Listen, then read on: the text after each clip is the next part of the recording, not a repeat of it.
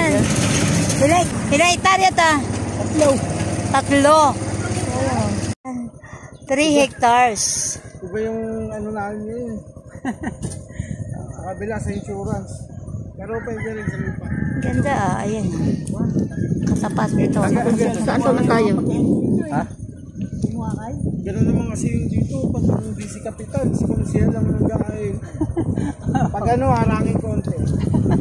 Tapos sila. Ano, kakausapin ko may-ari din yan mamaya. Dito lang din.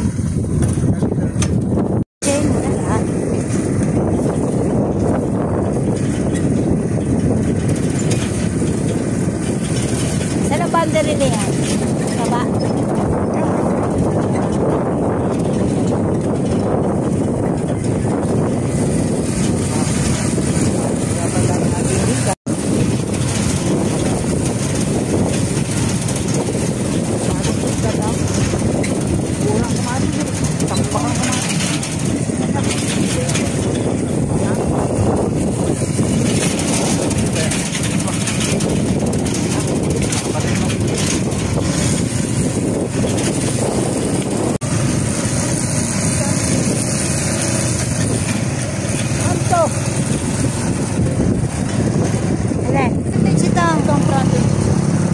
Kasunod, ang haba ng poste niya, oh, mula dito. 66 star. Barangay Halang. Ayan ang pinasta sa ayan po.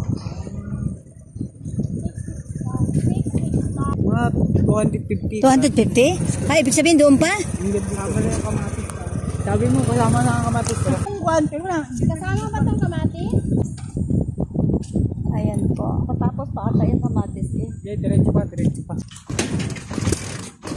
Ayan po ang ating panglat na binibenta. 6 Hindi, hectares. meron pa tayong ma'am dyan sa gabi. Sa kabila. Hindi, ito lang. Ayan lang. Last na. Mamamay, pati yung kay Kapitan. Ayan.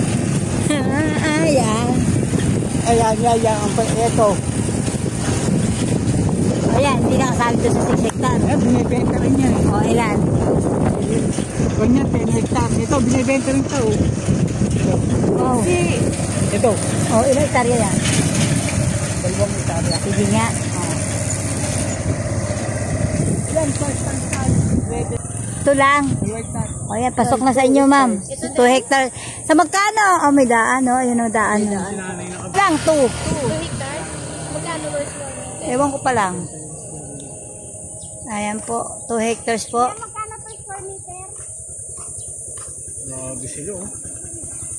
2 hectares. Nilalagyan na pala nila ng Puro mga ang tanim. palaya po ang tanim. 1.5 daw. Nasa 1.5 daw. 1.5 per square meter. Bukas naman tayo.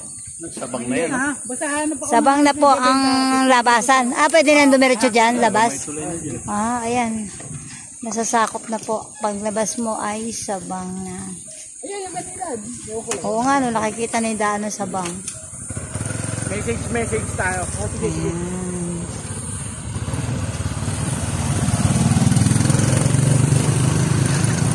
Dam. Kanino ba ito kaya na? Hey, alin niyo yan? Nagawa na sila ng kalsada dyan.